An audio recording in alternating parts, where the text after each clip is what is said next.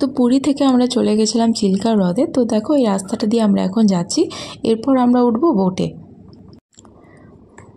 তো এখানে আমরা একটা বোটে আমরা 4 জনাই ছিলাম। তো বোটে ওঠার সময় আমার বর চিড়ে ভাজার প্যাকেট আর ঝুড়ি ভাজার প্যাকেট কিনেছিল, কিন্তু আমি বুঝতে পারিনি যে তখন কেন কিনছে। তো বোটটা যখন চলতে শুরু করলো তখন বুঝতে পারলাম ও আচ্ছা এগুলোই পাখিদের জন্য কেনা হয়েছে। তো ওখান থেকেই আর কি ওরা বলে দেয় যে পাখিদের জন্য কিছু খাবার কিনে না আনতে। তো এই দেখো আমরা কিন্তু ডলফিনের দেখা পাইনি। তো সেদিন হয়তো কোনো কারণে ডলফিন মানে ওঠেনি আর কি ওপরে, জলের ওপরে। তো এখানে আমরা পাখিদের দেখেই কিন্তু নিজেদের মন ভরিয়ে নিয়েছি।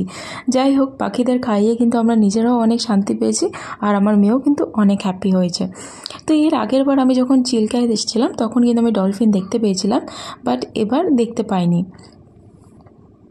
এই পাখিগুলোকে আসলে মাইগ্রেটরি বার্ড বলা হয়, আর এগুলো সাইবেরিয়ার থেকে চায়না হয়ে কিন্তু এইদিকে চলে এসছে। তো এগুলো ছিল আসলে সিগাল পাখি, আর অন্যান্য পরিযায়ী পাখিও কিন্তু এর মধ্যে ছিল। তো এই পরিযায়ী পাখিগুলো কিন্তু জলে ভাসতে পারে, মানে হাঁসের মতন কিন্তু জলে এরা ভাসতে পারে। আমরা তো ফার্স্টে ভেবেছিলাম ওগুলো হাঁসই, তারপর যখন খাবার দেওয়া হলো তখন কিন্তু ওরা উড়ে উড়ে ঠিক চলে আসলো খাবার নিতে।